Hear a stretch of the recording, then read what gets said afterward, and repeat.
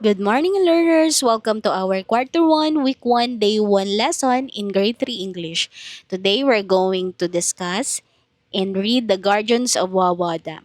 It is a story about environmental conservation and community. Our learning standards, let's have first the content standard. The learners will demonstrate expanding vocabulary and understanding of high frequency words and content specific vocabulary. Understand and create simple and compound sentences for comprehending, analyzing, creating, and composing text about regional themes and content specific topics. We also have the performance standard. The learners will use their expanding vocabulary of high frequency and content specific words and simple and compound sentences to comprehend, create, and compose narrative and informational text about regional themes and content specific topics and read grade level text with appropriate speed, accuracy, and expression. For our learning competencies, we have the vocabulary and word knowledge, which is identify high frequency words accurately. We also have the composing and creating text, which is use common expression and polite greetings appropriate to a given situation. We also have the comprehending and analyzing text that focuses on comprehend stories. Students will note important elements from stories such as characters, setting, and events. They are going to sequence at least 4 to 5 events. And lastly, for vocabulary and word knowledge, again, identify words with different functions. Words that replace people, places, things, animals, events, ideas, and emotions. And we're going to focus on demonstrative pronouns. For learning objectives at the end of the lesson, the learners shall be able to recognize high frequency words accurately, tell common expressions and polite greetings appropriate to a given situation, identify characters, setting, and events in the story read, sequence at least 4 to 5 events, and identify words that replace persons, places, things, animals, events, ideas, and emotions. Let's activate your prior knowledge. What do you remember from the grade 2 lesson on greeting each other? You learned to greet good morning. Good morning is a polite greeting used in the morning to wish someone a good start to their day. You also learned to say hello. Hello is a friendly greeting used any time of the day when meeting someone. You also learn how to say, "How are you?" "How are you?" is a polite way to ask about someone's well being. You also used to say, "Nice to meet you." "Nice to meet you" is a polite expression used when meeting someone for the first time. Your grade 2 teacher also teaches you how to say, "Thank you." Thank you is a polite expression used to show gratitude. She also teach you say please. Please is a polite word used when asking for something or making a request. You practice greeting your teachers and classmates in the most possible polite ways. The purpose of our lesson today is for you to improve your reading by recognizing words and polite greetings, understanding stories, ordering events, using demonstrative pronouns, sharing feelings, learning mathematics vocabulary, and building self confidence. As you read the story, The Guardians of Wawa Dam, please take note of the words that are repeated. These are high frequency words. They are the words that occur most often in the story. Also, take note of some important points when listening to a story. Listen carefully to understand the story. Pay attention to characters and events.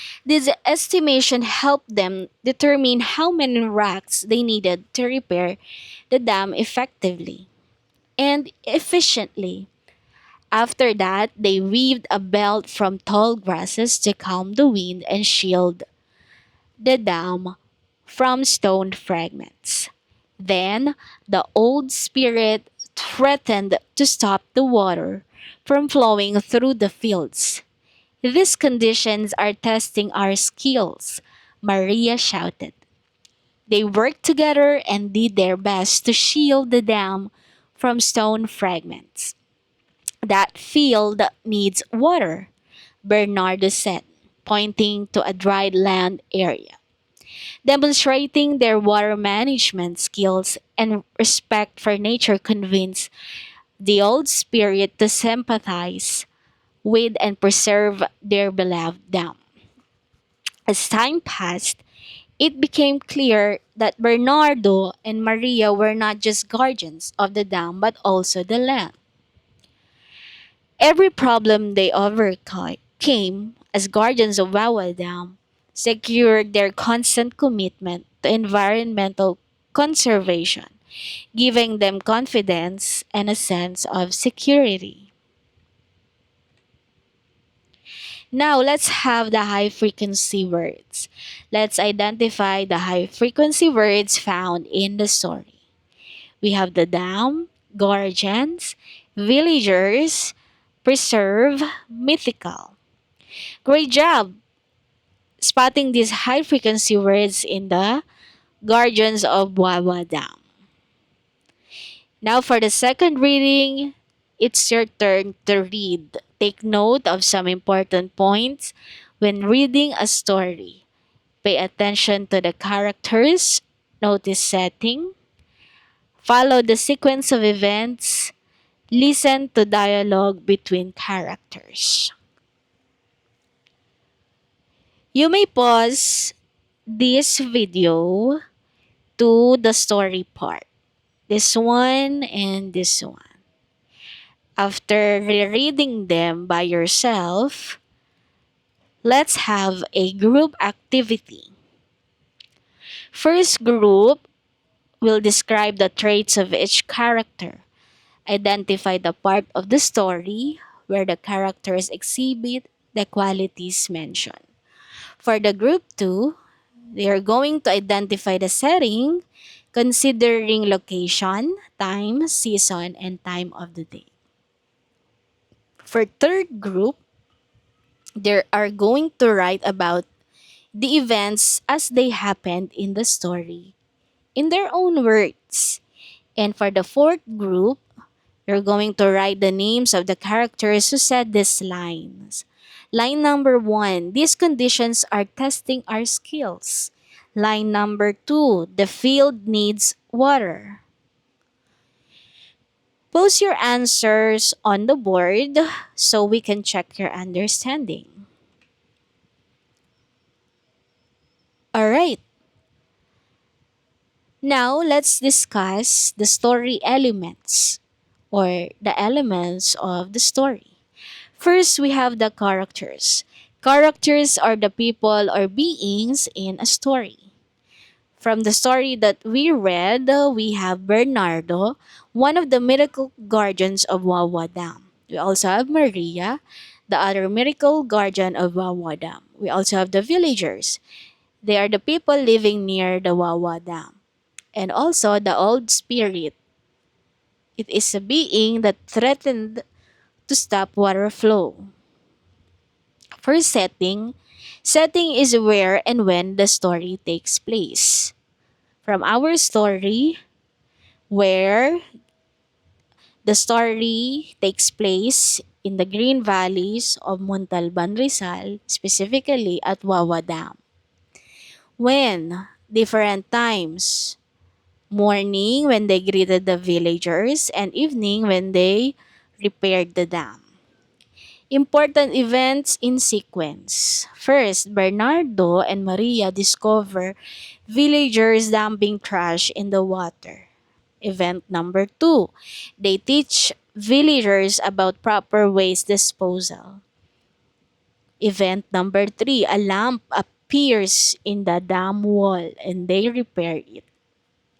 And then the last event, event number 4, they convince the old spirit to let water flow to the fields. Now let's have demonstrative pronouns. From your answer, let's identify the most important parts of the story. And we're going to focus on the answer of group 4. You can see some words written in bold letters or highlighted words. We have these conditions are testing our skills. This dialogue is being said by Maria. And this line, that field needs water, is said by Bernardo. This and that tells us the specific objects we are identifying. These words replace nouns. They are called demonstrative pronouns. Remember, children, that when discussing characters, we're going to consider their traits. First, Bernardo is protective. Bernardo shows this trait when he says that field needs water, showing his concern for the land. Just like Bernardo, you can be protective of your environment by giving your classroom and school or by keeping your classroom and school clean. Next, we have Maria. Maria is caring. Caring, Maria showed this trait when she teaches the villagers about proper waste disposal. You can be caring like Maria by helping your classmates and being kind to others. Next, they are both resourceful. Both guardians show this trait when they repair the dam using magic and natural materials. You can be resourceful by finding creative solutions to problems in school and at home. Characters in the story use demonstrative pronouns like these, that, those, and these.